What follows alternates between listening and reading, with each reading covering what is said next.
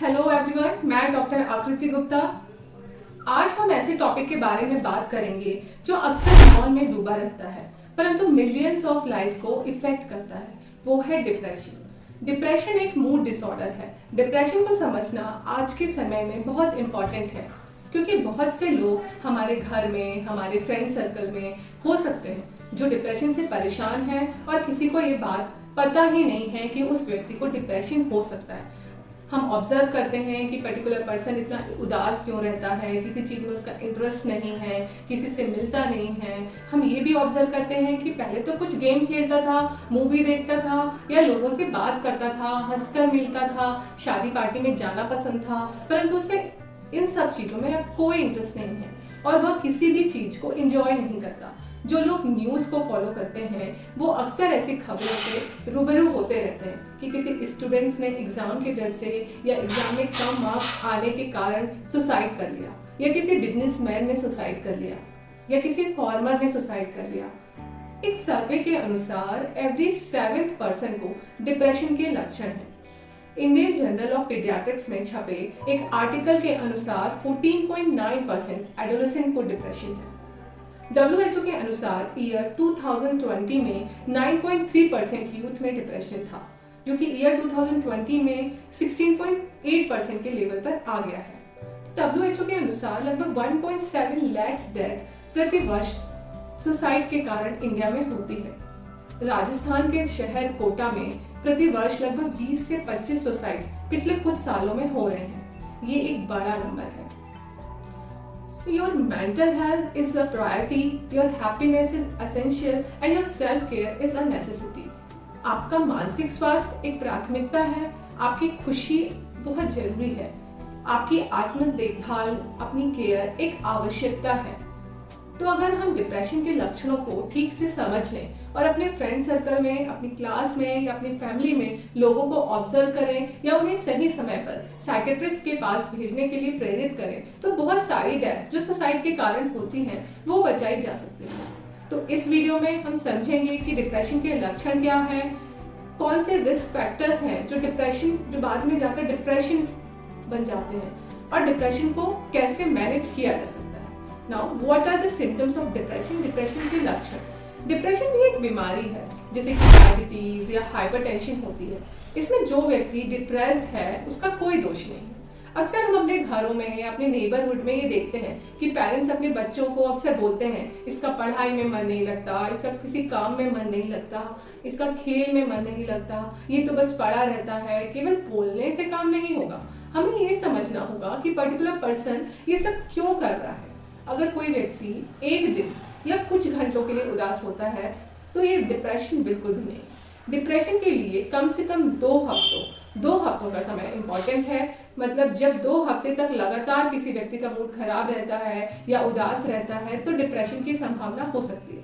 Depression के लक्षण हैं नंबर 1 लॉस ऑफ इंटरेस्ट, मतलब किसी भी काम को करने में कोई इंटरेस्ट ना होना। नंबर 2 लॉस ऑफ प्लेजर, जिन चीजों को करने में पहले अच्छा लगता था, जिसको एंजॉय करते थे, अब उसमें कोई इंटरेस्ट नहीं है। नेक्स्ट सिम्टम इज सैडनेस, मतलब लंबे समय तक उदास रहना। होपलेसनेस, मतलब आगे कुछ भी अच्छा होने की कोई उम्मीद ना रखना। इसमें व्यक्ति अक्सर यह कहते हैं कि अब कुछ नहीं है, कुछ अच्छा होने वाला नहीं है, आगे कुछ भी अच्छा नहीं होगा। Next is worthlessness. वर्थलेसनेस मतलब व्यक्ति को लगता है कि वह किसी भी चीज को करने के काबिल नहीं है। उसके आसपास के एनवायरनमेंट के लोग उसे दूसरों से कंपेयर करते हैं और उसको ये बताते हैं कि वह कुछ नहीं कर सकता। बार बार जब ये बात उसे बताई जाती है तो उसे सच में लगने लगता है कि वह कुछ नहीं कर सकता। Next is guilt. कुछ लोगों को जो उसकी असफलताएं हैं, जैसे कि किसी एग्जाम में फेल हो गए हैं या कुछ बिजनेस किया है वो नहीं चला, तो उसके बाद गिल्ट महसूस होती है कि मैं कुछ नहीं कर पाया, मैं कुछ नहीं कर पाऊंगा, इस टाइप की फीलिंग आती है। जब ये लंबे समय तक बनी रहती है तो बेहद डिप्रेशन का रूप ले लेती है। देन चेंजिंग स्लीप पैटर्न, मतलब या तो अत्यधिक नींद आना या कम नींद आना। चेंज इन एपेटाइट या वेट, भूख ना लगना या बहुत ज्यादा खाना खाना, थकान रहना, किसी भी काम को करने में मन ना लगना, किसी भी काम पर कंसंट्रेट नहीं कर पाना, याद करने में दिक्कत होना, डिसीजन मेकिंग में प्रॉब्लम होना, ये सारे सिम्टम्स डिप्रेशन के हो सकते हैं। एक और इम्पॉर्टेंट पॉइंट जो कि डिप्रेशन के साथ इम्पॉर्टेंट है वह है बीमारी के साथ डिप्रेशन का होना। कुछ बीमारियां जैसे कि कैंसर, डायबिटीज, हाइपोथायराइडिज्म, कुछ हार्ट से संबंधित बीमारियां, HIV, chronic hepatitis C, central nervous system में संबंधित बीमारियां इत्यादि, इनमें डिप्रेशन की संभावना 30 से 50% तक हो सकती है। तो अगर आपके आसपास कोई व्यक्ति इन बीमारियों से ग्रसित है तो उसे आपकी ज्यादा केयर की आवश्यकता है। तो हमने देखा कि डिप्रेशन के कुछ मुख्य लक्षण हैं। नंबर 1, लॉस ऑफ इंटरेस्ट, किसी भी काम को करने में कोई इंटरेस्ट ना होना। नंबर 2, लॉस ऑफ प्लेजर, पहले जिन चीजों में, जिन क्रियाओं को करने में अच्छा लगता था अब उनमें एंजॉयमेंट नहीं फील होना। सैडनेस, लंबे समय तक उदास रहना। होपलेसनेस, आगे कुछ भी अच्छा होने की कोई उम्मीद न रखना। वर्थलेसनेस, व्यक्ति को लगता है कि वो किसी भी चीज को करने के काबिल नहीं है। गिल्ट, कि मैं ये नहीं कर पाया, मैं कुछ नहीं कर पाऊंगा। चेंजिंग स्लीप पैटर्न, अत्यधिक नींद आना या कम नींद आना। और बीमारी के साथ डिप्रेशन का होना। आप डिप्रेशन से कैसे बचें? It's okay to ask for help, it's sign of strength not weakness. आप किसी से हेल्प ले सकते हैं, ये एक आपकी ताकत की निशानी है, ये आपकी कमजोरी नहीं है। तो नंबर 1, हम सभी को अपनी लाइफ में एक सपोर्ट सिस्टम बनाना बेहद इंपॉर्टेंट है। जैसे हम अपनी सारी बातें किसी से बताते हैं, हमें क्या फील हो रहा है, क्या प्रॉब्लम है, ये सपोर्ट सिस्टम को भी कोई भी हो सकता है। ये support system parents, grand parents, friends या कोई और फैमिली मेंबर्स। आप किसी एक व्यक्ति का चुनाव करें जो आपकी बातों की रिस्पेक्ट करता हो, आपको समझता हो। ऐसा सपोर्ट सिस्टम रखने से आपको कभी अकेलापन नहीं लगेगा और सही एडवाइस भी मिलेगी। नंबर 2, ऐसे लोगों से दूर रहें जो हमेशा नेगेटिव बातें करते हैं। कुछ लोग हमेशा बोलते हैं अरे कुछ नहीं होने वाला है तेरा, कुछ नहीं हो सकता तेरा, जिससे मिलकर आपको ऐसा लो फील होता हो। ऐसे लोगों से दूर रहें। नंबर 3, किसी व्यक्ति में यदि डिप्रेशन के लक्षण है तो उसे अपने नजदीकी साइकियाट्रिस्ट या मनोरोग विशेषज्ञ से मिलना चाहिए और उसे खुलकर बातें करना चाहिए।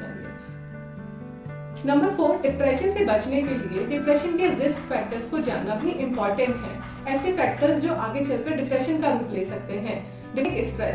क्रोनिक स्ट्रेस एक महत्वपूर्ण रिस्क फैक्टर होता है डिप्रेशन का। एक सर्वे के अनुसार लगभग 74% ऑफ इंडियन हैज स्ट्रेस।